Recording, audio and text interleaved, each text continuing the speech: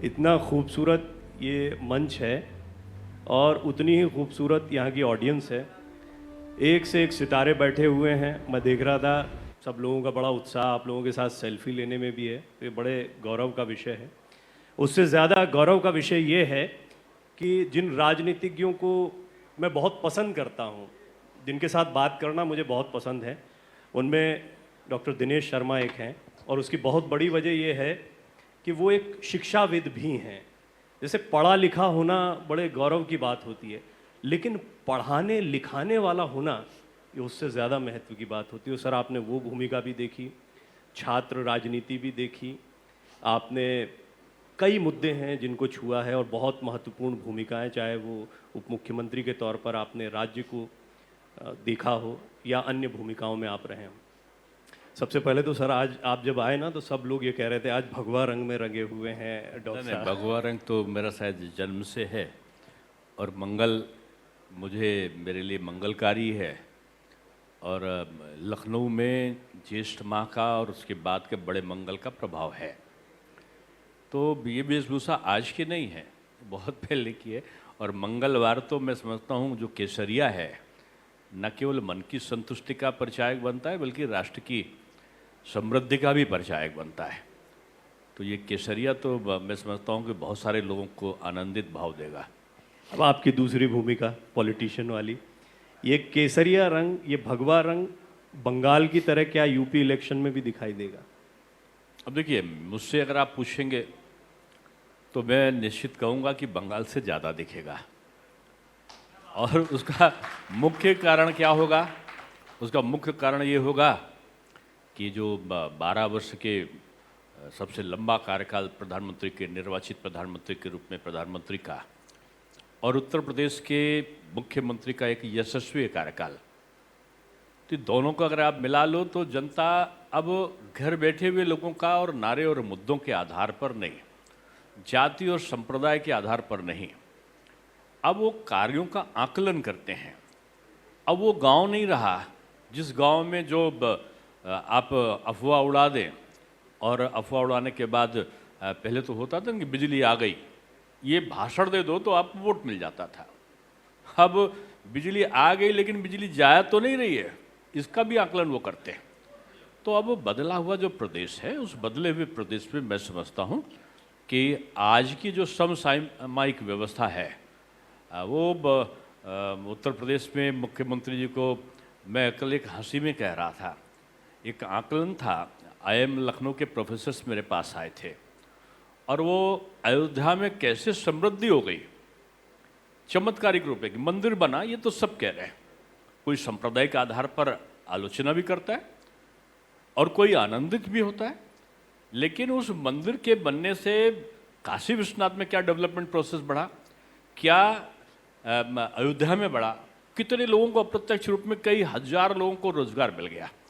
वहाँ पर जो होटल इंडस्ट्री थी अचानक ग्रो कर गई, रियल एस्टेट बिजनेस एकदम से बढ़ गया, जो छोटे छोटे दुकानदार थे उनकी बिक्री एकदम से आगे बढ़ी। आसपास के जिलों में जो स्मॉल स्केल इंडस्ट्री के प्रोडक्ट्स थे उनकी डिमांड, क्योंकि 10 लाख आदमी कभी आ रहा, कभी 20 लाख आ रहा, कभी 2 लाख आ रहा, कभी 1 लाख आ रहा, उनके द्वारा की जाने वाली खरीदारी से आसपास के जिलों में बने हुए, कहीं की चादर बिक रही है, कहीं का तौलिया बिक रहा है, कहीं का वन डिस्ट्रिक्ट वन प्रोडक्ट का मांग बढ़ रही है। अभूतपूर्व रूप में, अप्रत्यक्ष रूप में इंफ्रास्ट्रक्चर का डेवलपमेंट, और इंफ्रास्ट्रक्चर के डेवलपमेंट के साथ साथ जो कमाई है, कहीं माली की कमाई है, कहीं पुजारी की कमाई है, कहीं सामान बेचने वाले जो परचून की दुकान वाले की कमाई है, यानी एक छोटे दुकानदार से लेकर और एक बड़े स्तर तक कार्यों का विभाजन हुआ। जेवर हवाई अड्डा बन गया, कल पहली उड़ान किसान लोग गए। किसान देश का अन्नदाता, पहली बार आया वो जहाज, यानी पहली उड़ान जो जेवर की हुई, लखनऊ उतरी और मुख्यमंत्री स्वागत करने पहुंचे तो वो किसान था। यानी कृषि आधारित व्यवस्था का संदेश सीधे से गया। अब क्या है कि जेवर से 1/3 इनकम उत्तर प्रदेश की आने वाली है, जितनी भी हमारी थी। ये काशी विश्वनाथ कॉरिडोर, ये विंध्याचल कॉरिडोर, ये मथुरा कॉरिडोर, ये अयोध्या कॉरिडोर, ये चित्रकूट धाम, ये नैमिषारण, ये केवल श्रद्धा के केंद्र नहीं बने, ये एक अर्थव्यवस्था का माध्यम भी बन गए।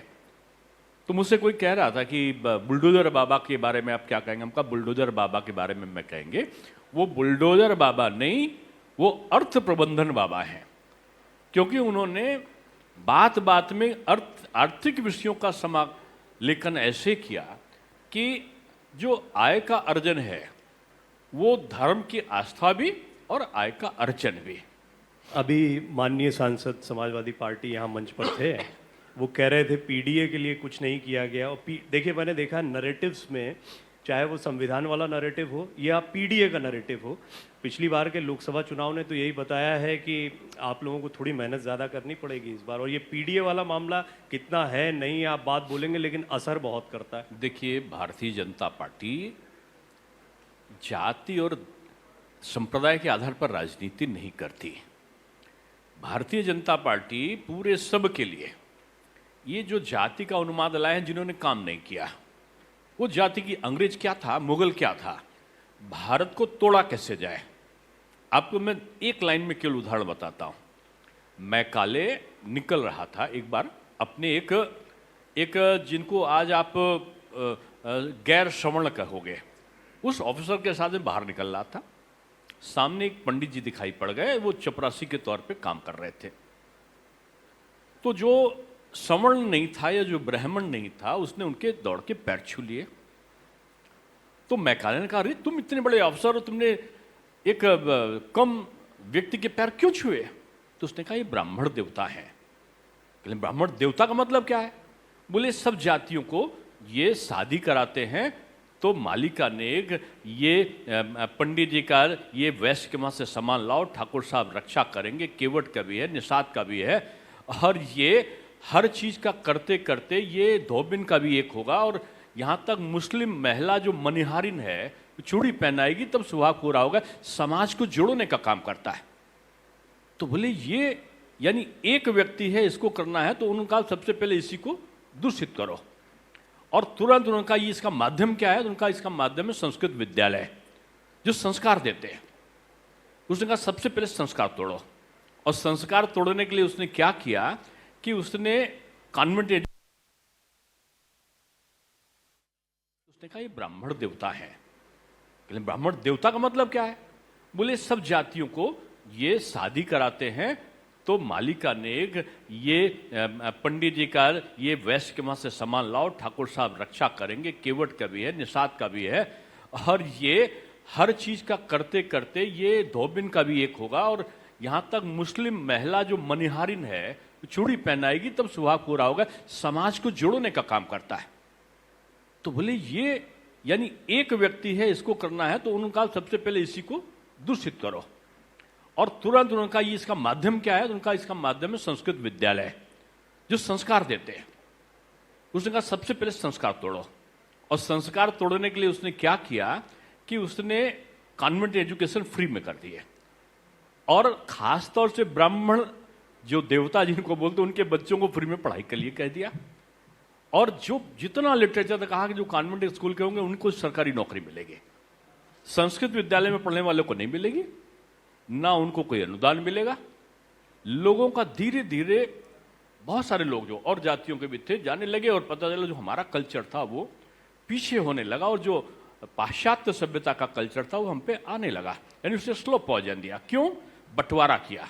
फिर उसने जाति बांटा, पिछड़ा। क्या आप आज से 18वीं शताब्दी के पहले जाति सुनते थे? वर्ण था, जाति नहीं थी।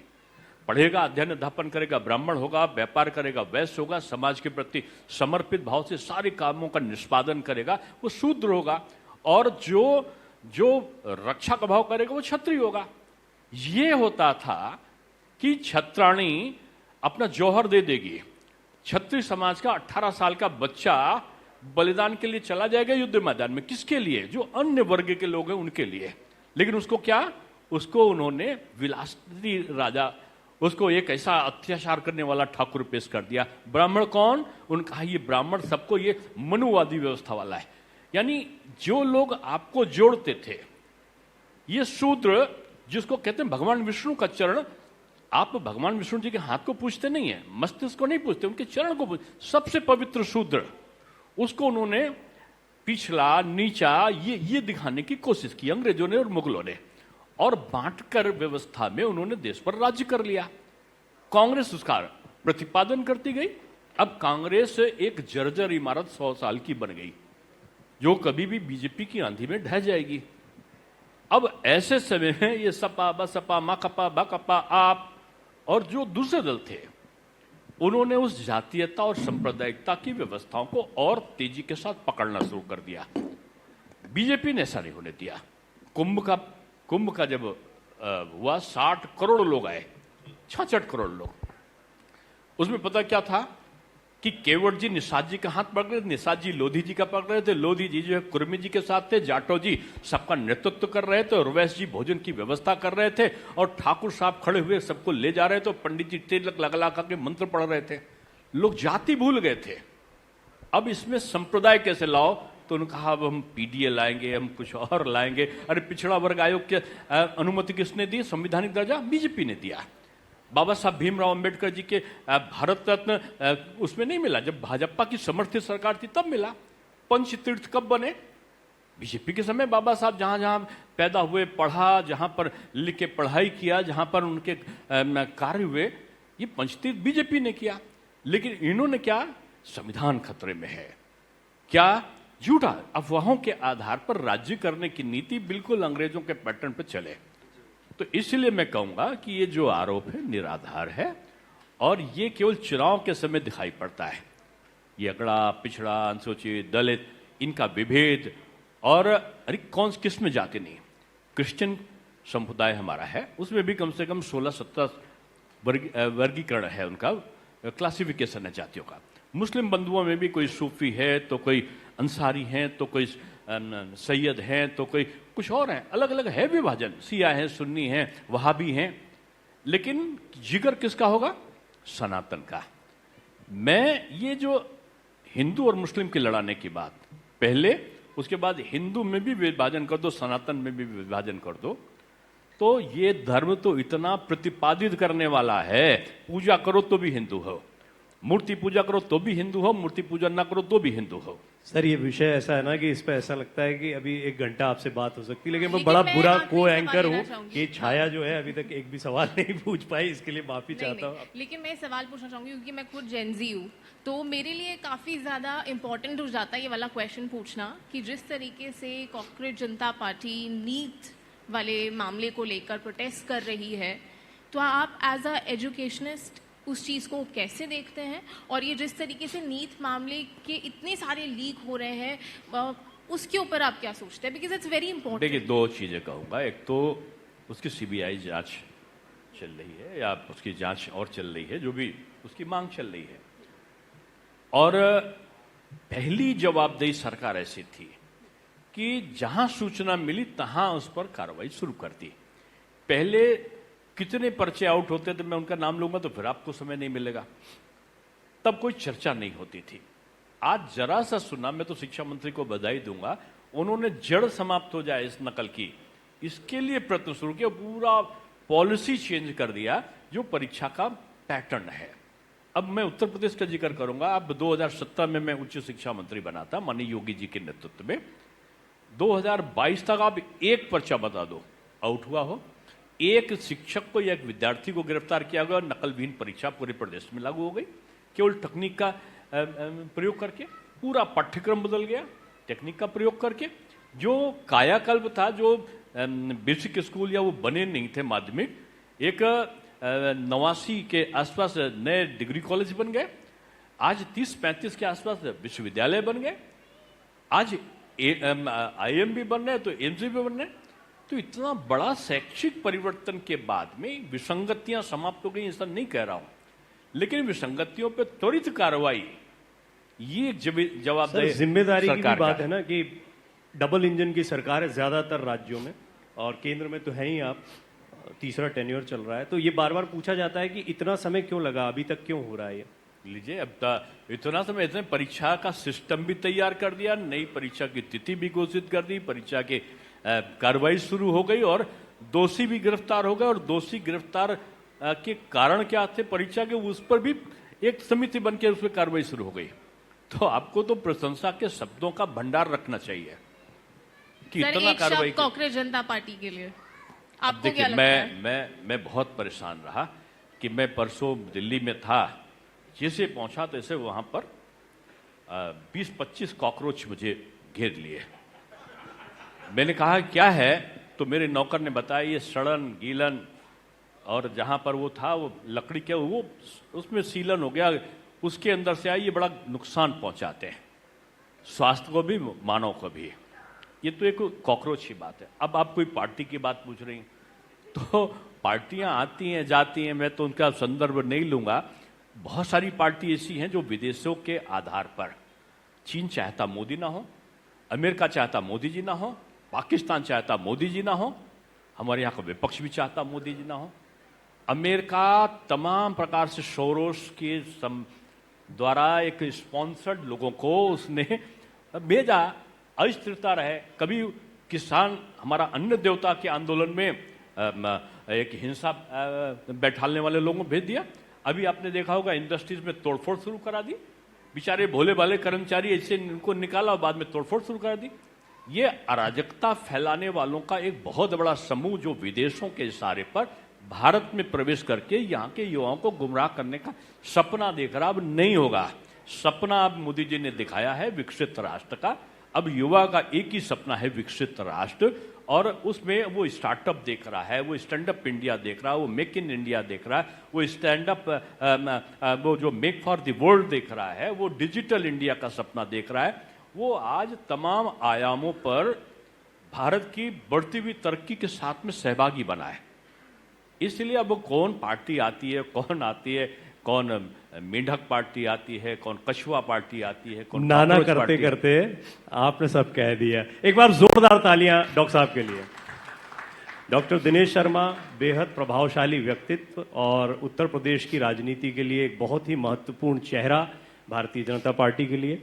नेशन 27 के इस कार्यक्रम में वो आए, इसके लिए हृदय से आपका आभार व्यक्त करता हूं सर। आपने बहुत बहुत शुक्रिया। बहुत बहुत धन्यवाद आपका, बहुत बहुत आभार। बहुत बहुत धन्यवाद। आप श्रोताओं का इतनी सुध के साथ आपने सुना, बहुत बहुत धन्यवाद।